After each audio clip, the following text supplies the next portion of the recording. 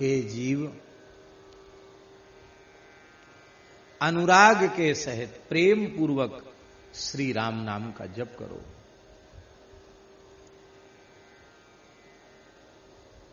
क्योंकि श्री राम नाम के जप के अतिरिक्त इस कराल कलिकाल में अन्य कोई साधन निर्दुष्ट बचा ही नहीं।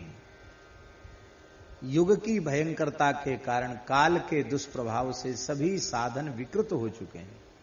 सब में कोई न कोई दोष आ गया है। केवल और केवल श्री राम नाम ही ऐसा साधन है जो निर्दोष है। सब चीज मिलावटी हो गई। बीज संकर हो गए, संकर बीज। शुद्ध बीज उपलब्ध नहीं है खेती में, सब संकर बीज। फलों में संकर फल, फलों में सांकर्य दोष आ गया, बीजों में सांकर्य दोष आ गया, दूध दही घी सब मिलावटी हो गया, मिर्च मसाले खाने पीने के पदार्थ तो मिलावटी है, मनुष्य मिलावटी हो गया। मनुष्यों में वर्ण संकरता आ गई। जहर भी शुद्ध मिलना मुश्किल है, जहर भी मिलावटी मिलता है। ऐसी स्थिति में जिसमें किसी काल में, किसी अवस्था में किसी भी प्रकार की मिलावट संभव न हो, वह क्या है? वह केवल और केवल श्री राम नाम है, हरि नाम है, कृष्ण नाम है। चाहे जैसा कराल कलिकाल आ जाए, भगवान नाम में मिलावट संभव नहीं है। कलयुग ने सारे साधनों को दूषित कर दिया है, पर हरिनाम ही एक ऐसा है जिसके आगे कलयुग भी घुटने टेक देता है। कलयुग नतमस्तक हो जाता है, क्योंकि कलिकाल में राम नाम के सिवाय वैराग्य, योग, यज्ञ, तप और दान, ये भी किसी न किसी दोष से ग्रसित हो चुके हैं। वैराग्य का वेश तो है, पर मन में जैसा वैराग्य होना चाहिए वैसा वैराग्य नहीं है।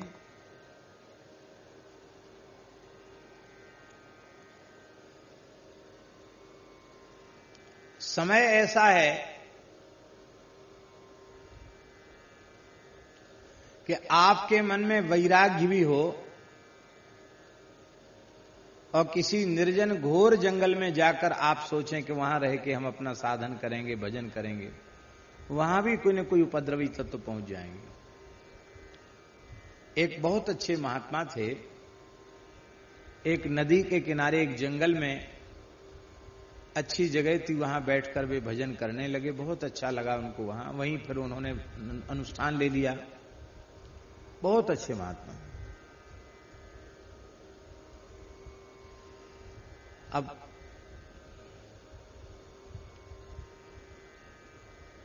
भेड़ बकरी गैया भैंस पशुधन लेकर जंगल में चरवाहे चराने आते थे। उन्होंने देखा यहां अच्छी जगह है, महात्मा के हैंडपंप भी लगवा दिया था किसी ने, हैंडपंप भी है, पानी का सहारा भी है। वहीं वो लोग दिन में बैठ जाते, वहीं जुआ खेलते, ऊट पटांग चीज भी करने लगे, खाने पीने भी लगे। महात्मा को बड़ा विक्षेप हुआ। कभी कभी उन महापुरुष के दर्शन करने जंगल में दूर दूर से लोग आ भी जाते थे। कभी कोई अधिकारी ऑफिसर भी आ जाते थे दर्शन करने। तो महात्मा तो मौन रहते थे, बहुत कम से कम बोलते थे। तो उन्होंने बड़े प्रेम से उन लोगों को समझाया कि भैया देखो, यहां आना किसी को मना नहीं, जंगल है, पर यहां ये सब उटपटांग काम मत किया करो। गाली गलौज, लड़ाई झगड़ा, उल्टी चीज पलटी चीज, खाना पीना, ये सब यहां मत किया करो। बड़े प्रेम से मना किया उन्होंने। वे बदमाश से उन्होंने सबने विचार किया कि बाबा जी बड़ा प्रभावशाली है, बड़े बड़े अधिकारी भी इसके पास आ जाते हैं, कहीं थोड़ा इसने इशारा कर दिया तो हम सब तो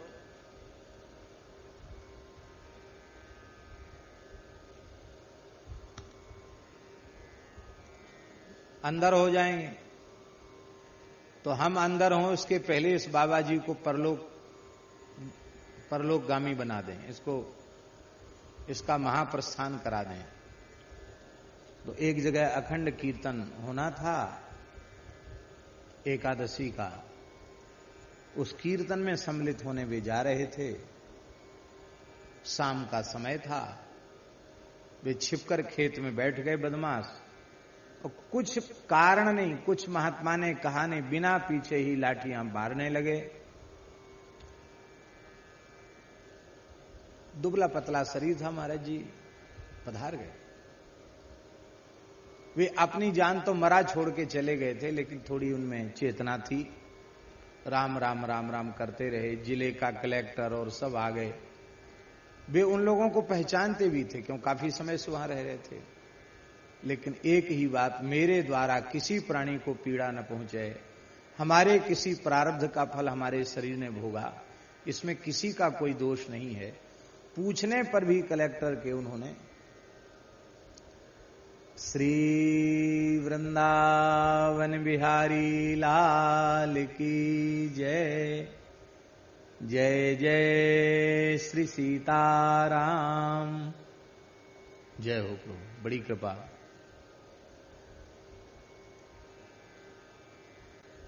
महाराज जी ऊपर बैठा जी कुर्सी पर।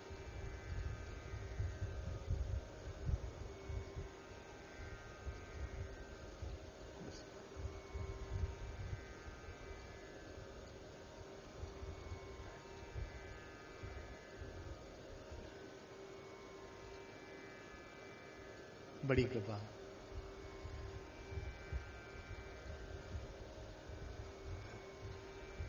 संत भगवान इधर आ जाएं, इधर बैठ जाएं।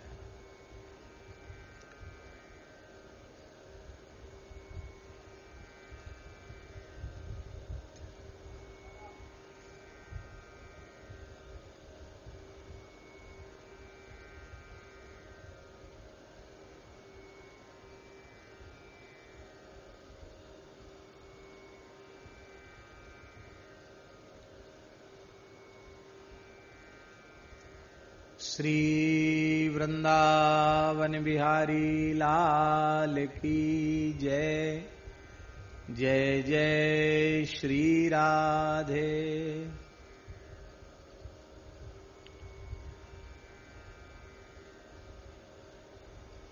तो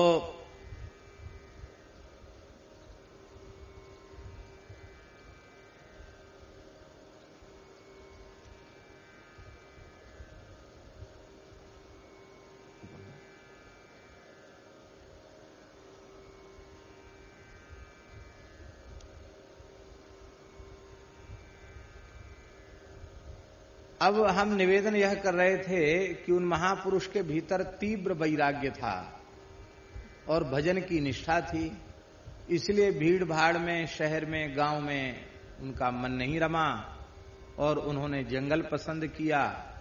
और जंगल में भी अकारण दुष्टों ने उनको मार डाला।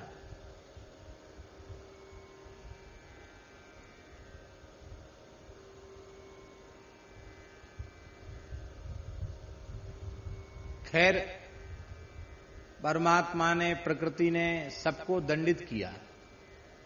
जो थे, महात्मा ने तो कोई प्रतिक्रिया नहीं की, लेकिन जिन्होंने भी ऐसा किया था उनको कठोर दंड मिला परमात्मा की ओर से। लेकिन एक बात समझ में आई कि युग इतना भयंकर है कि आपके मन में तीव्र वैराग्य हो तो भी मठ मंदिर में रहो, संतों के बीच में रहो। बहुत ज्यादा किसी पर्वत में, जंगल में जाने की कोशिश मत करो, वहां भी कोई न कोई उपद्रवी तत्व आ जाएगा तो भजन का साधन देव दुर्लभ मानव शरीर भी नष्ट कर देंगे वे दुष्ट लोग, वो भी खतरे में पड़ सकता है। इसलिए गोस्वामी जी ने कहा कलिना विराग जोग। कलयुग में वैराग्य भी इस प्रकार का नहीं है कि केवल वैराग्य के सहारे किसी की नैया पार लग जाए। मन में वैराग्य होगा तो भी आप क्रियात्मक रूप में वैराग्य वृत्ति से रह नहीं सकते हैं, बड़ी कठिनाई है। योग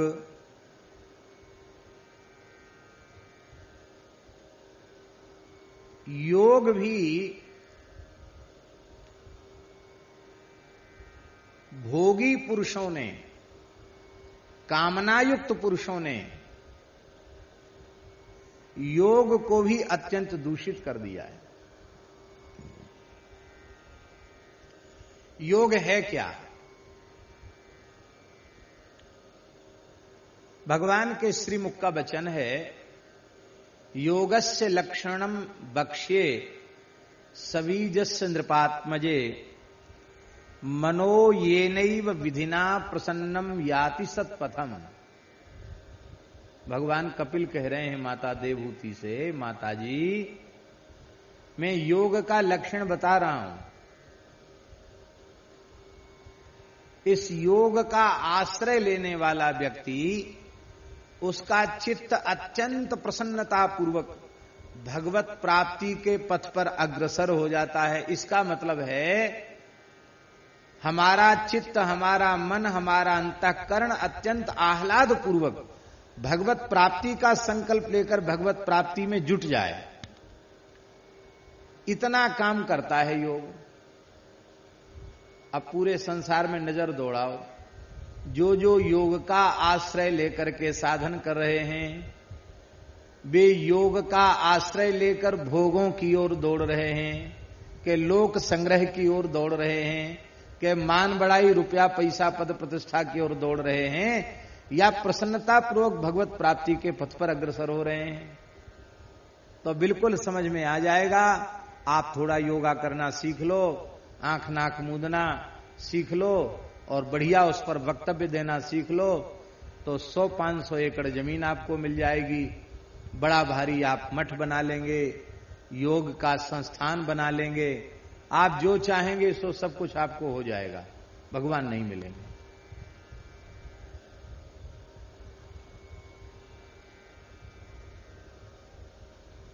झांसी की घटना है स्वामी जी, झांसी की घटना है। एक महात्मा थे, बहुत अच्छे थे, योगी थे। तो उन्होंने योग में आसनों की महिमा कहते कहते शीर्षासन की महिमा बताई। शीर्षासन को शीर्ष माने ये तो है ही है, पर शीर्ष माने आसनों में शीर्ष है, मस्तक है ये। क्योंकि शीर्षासन करने वाले का ब्रह्मचर्य भी ऊर्ध्वगामी हो जाता अधिक समय तक शीर्षासन करने से। और शीर्षासन के बहुत लाभ हैं।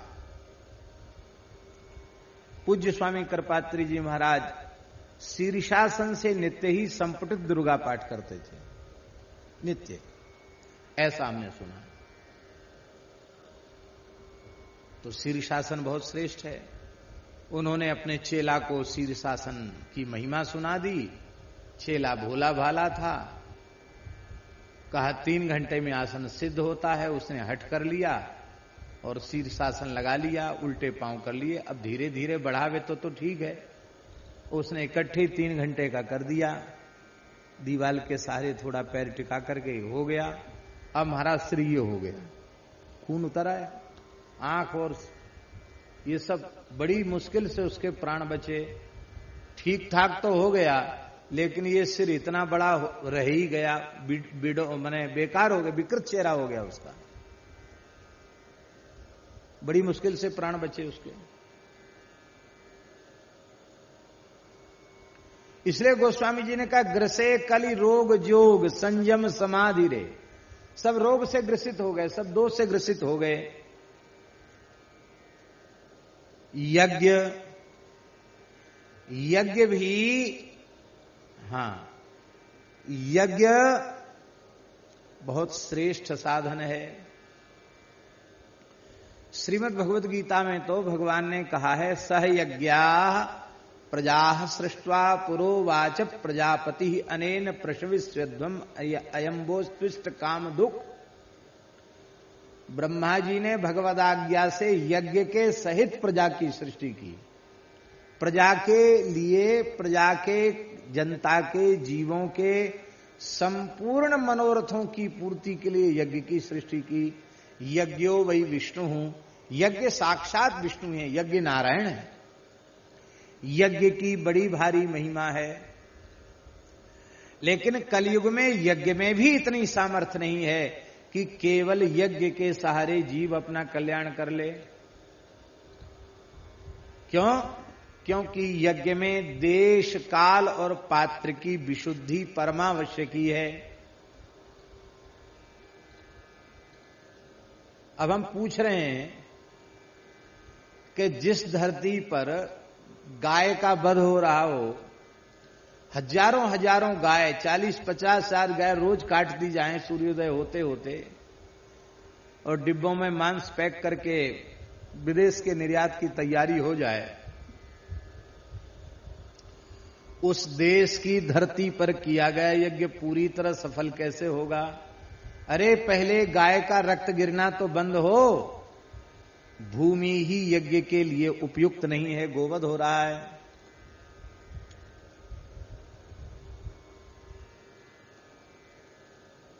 शुद्ध अन्न नहीं है, यज्ञ में अन्न का प्रयोग होगा, शुद्ध अन्न नहीं है। अन्न भी दूषित है, रासायनिक अन्न है, विषैला अन्न है, वो यज्ञ के योग्य नहीं है।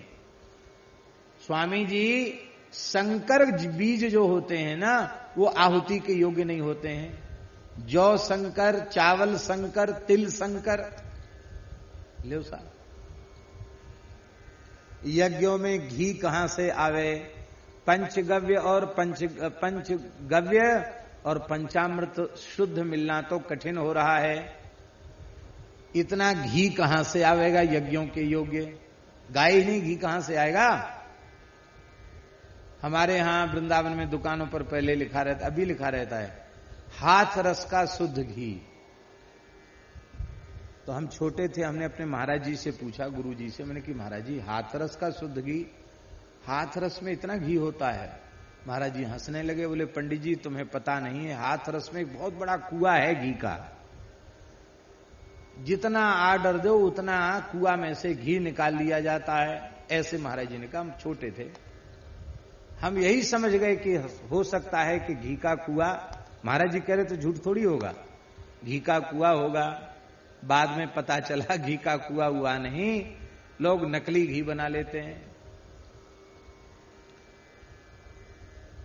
एक सज्जन हमारे पास आए, अच्छे पढ़े लिखे सज्जन, साइंटिस्ट, वैज्ञानिक, और उन्होंने कहा महाराज जी आप अपनी कथा में थोड़ा सुधार कर दीजिए। हमने कि क्या सुधार करें?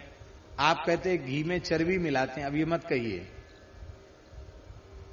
आप अनुमति दीजिए तो मैं आपके सामने घी में चर्बी मिलाने की जरूरत नहीं, मैं चर्बी को ही घी बना दूंगा आपके सामने।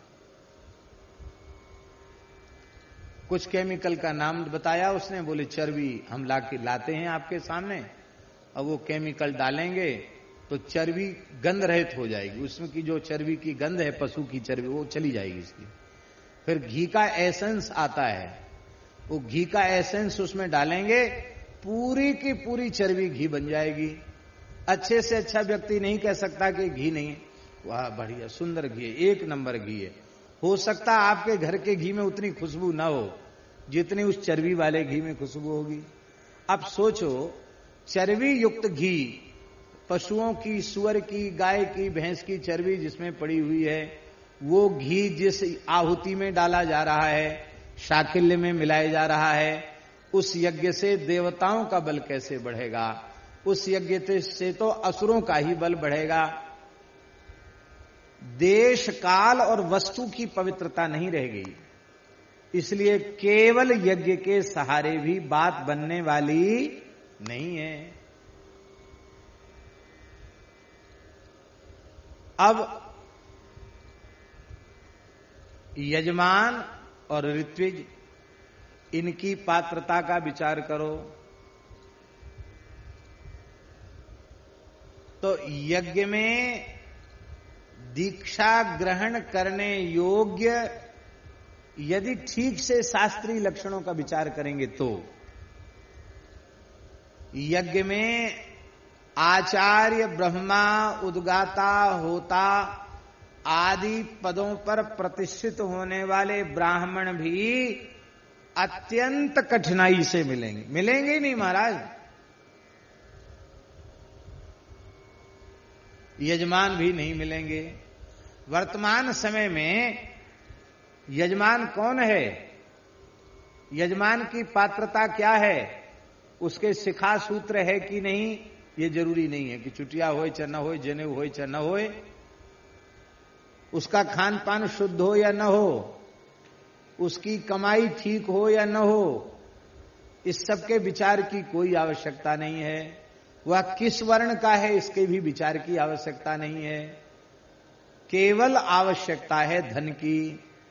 पहले प्रथम यजमान जो प्रधान कुंड का यजमान बनेगा उसकी बोली इतने लाख की है, दूसरे नंबर के कुंड की बोली इतने लाख की है।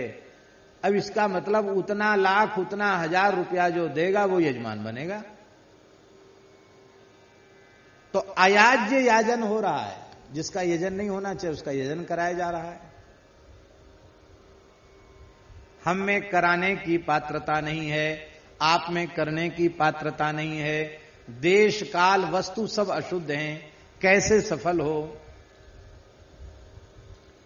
इसलिए यज्ञ भी ऐसा नहीं है कि केवल यज्ञ के सहारे जीव अपना कल्याण कर सके। बोले तप तो ठीक है, क्योंकि तप आधार सब सृष्टि भवानी, तप सबसे श्रेष्ठ साधन है। तपस्या तो ठीक है। बोले कलयुग में तपस्या भी नहीं है, तपस्या भी दोष युक्त हो गई है। व्याकरण शास्त्र में एक प्रयोग है, इत्थम भूत लक्षणे, महर्षि पाणिनि का सूत्र है क्या, इत्थम भूत लक्षणे। लक्षण अर्थ में तृतीया विभक्ति होती है। जैसे जटाभिस्तापसः कमंडलुना क्षात्रः,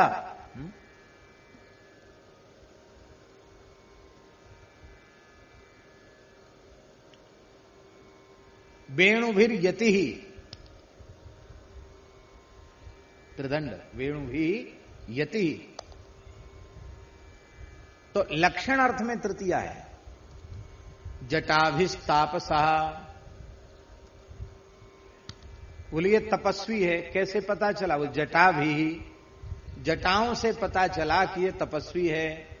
जटाभिस्तापसा। अब जटाभिस्तापसा को देख लो, इधर ठंडी हवा फेंकने वाली मशीन बगल में रखी हुई है, ये तपस्वी का चिन्ह है।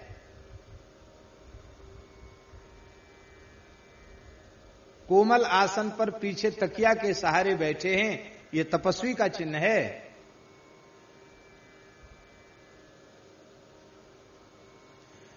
तपस्वी की वेशभूषा मात्र है, तपस्वी का लक्षण हमारे में नहीं है।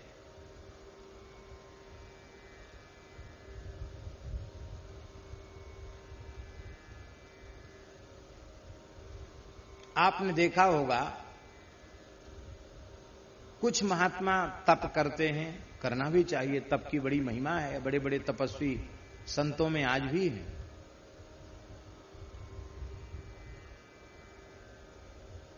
कोर्स होता है, जैसे संस्कृत की पढ़ाई का कोर्स होता है ना, पहले प्रथमा 1 साल, प्रवेश का तो शायद समाप्त हो गई अब, नहीं तो पहले प्रवेश का होती थी, फिर प्रवेश का के बाद 1 साल की प्रतिमा होती थी, 4 साल का मध्यमा और 2 साल का शास्त्री, 3 वर्ष का आचार्य। अब थोड़ा बदल गया, 3 वर्ष का शास्त्री और 2 वर्ष का आचार्य, ऐसा हो गया शायद।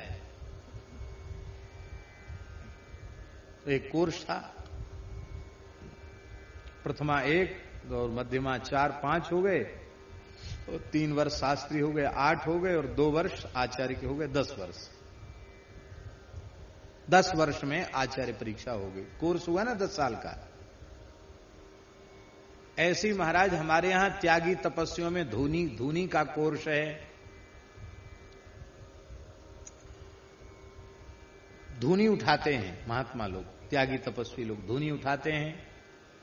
तो धूनी उठाते हैं तो उस धूनी में पहले पंच धूनी, अब बहुत से महात्मा 3-3 साल का एक एक तप करते हैं, 3 साल तक पंच धूनी।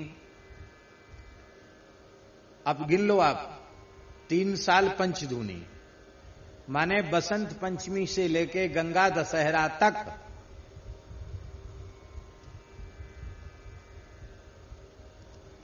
सवेरे सवेरे नहीं, 10:30-11 बजे दिन में जब खूब प्रचंड धूप हो जाती तब, उस समय से लेके दिन में 3 बजे तक, जब तक भयंकर धूप रहती तब तक चौड़े मैदान में बैठ के गैया के गोबर से लीप करके और 5 जगह गाय के गोबर की कंडी की अग्नि प्रज्वलित करके 5 ढेरियों में हवन करके फिर बैठ करके जप करते हैं। अग्नि के बीच में ऊपर से आग बरस रही है सूर्य नारायण की, इधर से वो धुआं की, कंडा की धुआं की अग्नि, और भजन करते हैं।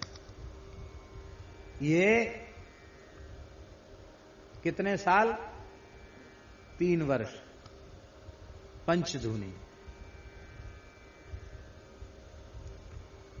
अब गंगा दशहरा हो गया, उसके बाद छुट्टी नहीं, विभूति तो रोज चढ़ाना है, हवन तो रोज करना है।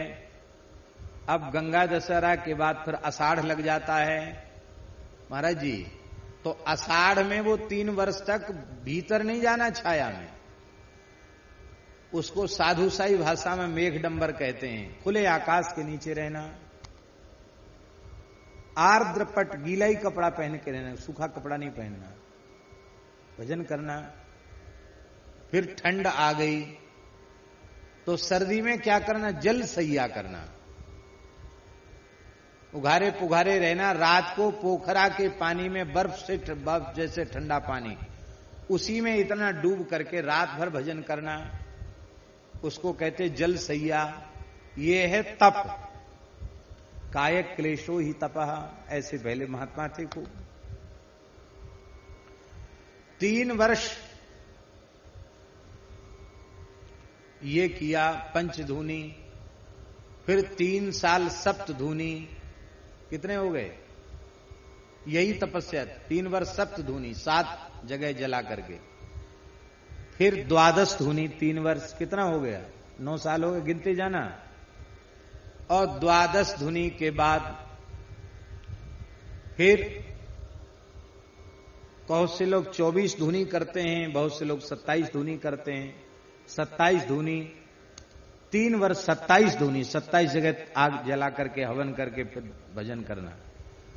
और फिर 27 के बाद 54 धूनी, फिर 84 धूनी, 84 जगह अग्नि जला करके और फिर हवन करके उसमें बैठ के भजन करना। कितनी गर्मी लगती होगी, कितनी भयंकर। महाराज आधी बाल्टी शक्कर घोर के पी जाते हैं नींबू डाल के, और वो सबरा पानी पसीना से निकल जाता, बह जाता पसीना। और 84 धूनी के बाद फिर महाराज कोट खप्पर, 3 साल तक कोट खप्पर। कोट खप्पर का मतलब है उसमें 84 की संख्या भी नहीं, इतनी मोटी कंडा की चारों ओर से लगा, केवल एक प्रवेश का द्वार रहता है कोट, और सब में अग्नि, प्रधान सामने अग्नि होती है, उसमें आहुति देकर सब जगह चिपिया से एक कंडी डाल दी जाती है, चारों ओर से आग जल जाती है महाराज। सामने आग, चारों ओर से अग्नि का परकोटा, और एक खप्पर में वो कंडा रख करके, लकड़ी रख करके उसमें भी कंडी डाल देते, उसमें भी स्वाहा, खोपड़ी पर भी आग जल रही। देखा आपने ऐसा? अरे अभी भी कुंभों में दर्शन हो जाता है। हम तो गिनती भूल गए, आप गिनती कर रहे हो, कितनी गिनती हुई है? 18 साल। 18 साल हो गई। 18 साल का कोर्स है।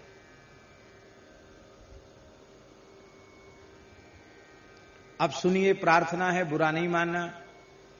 इतनी कठोर तपस्या करने के बाद फिर अफीम खा ली, धतूरा पी लिया, भांग पी ली, चिलम पीने लग गए, गाली गलौज करने लग गए, और फिर इतनी कठोर तपस्या का प्रयोजन केवल इतना है कि बहुत बड़ा यज्ञ हो जाए, बहुत भंडारा हो जाए, बहुत स्थान बन जाए, ये उसका प्रयोजन हो गया। क्या हुआ तप का लाभ? भैया बड़ी विनम्र प्रार्थना है, तप अवश्य होना चाहिए, पर प्रेम मूर्ति श्री भरतलाल जी उस तपस्या का आदर्श होना चाहिए। राम राम रघुपति जपत, श्रवत नयन जल जात। एक तप होता है, एक दिव्य तप होता है। ये तप है। दिव्य तप क्या है? भगवान में इतना प्रेम हो जाए, शरीर संसार से इतना वैराग्य हो जाए, भगवत प्राप्ति की ऐसी व्याकुलता जग जाए कि उस व्याकुलता में हमें भोग छोड़ने न पड़े, हमारे सारे भोग छूट जाएं। और उस समय जो भगवत विरह होता है, उस विरह में जो सब कुछ छूट जाता है, वो दिव्य तप है।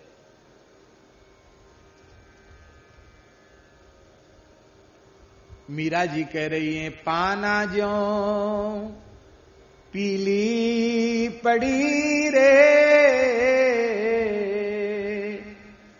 पाना ज्यों पीली पड़ी रे, लोग कहें पिंड रोग, छाणे लाघन में किया,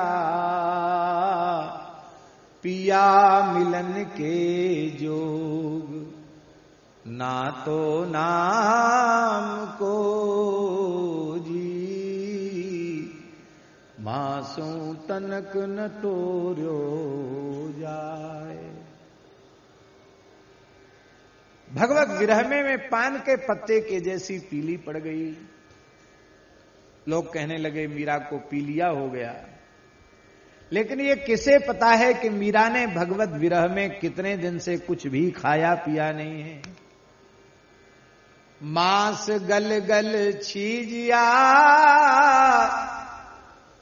करक रहा गलिया ही, आंगुलिया री मूदड़ी, मेरे आवण लागी बां। बाबुल बेद बुलाइया, पकड़ दिखाई मारी वहां।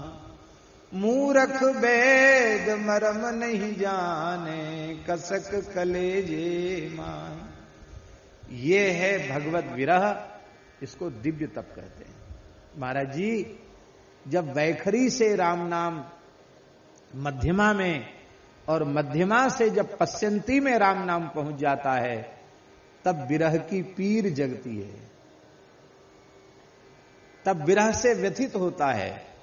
और तीव्रतापधुता शुहा, सारे अशुभ विरह की अग्नि में ही जलकर भस्म होते हैं। चाहे जितनी कठोर तपस्या कर लो, चाहे जितना जप आदि कर लो, चाहे जितनी दान पुण्य तीर्थ यात्रा आदि कर लो, सर्वथा अशुभों का भस्मसात होना तो केवल तीव्र भगवत विरह से ही संभव है, और कोई साधन नहीं। तीव्र भगवत विरह, सारे पाप जलकर भस्म हो जाते हैं, सारे अशुभ जलकर भस्म हो जाते हैं। और ये तीव्रताप बिना श्री राम नाम के अनन्य भाव से जप किए, बिना प्रेम पूर्वक अनुराग पूर्वक श्री नाम का आश्रय लिए बिना, हरि गुरु संतों की सेवा किए बिना, गौ ब्राह्मण का समादर किए बिना, यह पात्रता जीव को कथमपि प्राप्त नहीं हो सकती।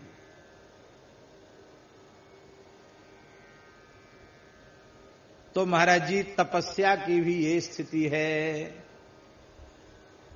और दान से भी कलयुग में मात्र दान का सहारा लेकर कुछ नहीं हो सकता। महाराज कलयुग में कहां से होगा? द्वापर त्रेता सतयुग में नहीं हो पाया केवल दान से, तो कलयुग में कहां से होगा? कैसे धर्मनिष्ठ थे वे लोग? भगवान ने नृग से पूछा कि तुम गिरगिट योनि में चले गए थे, तुम कौन हो? अपना परिचय दो, बड़े दिव्य रूप में मेरे सामने प्रकट भय हो।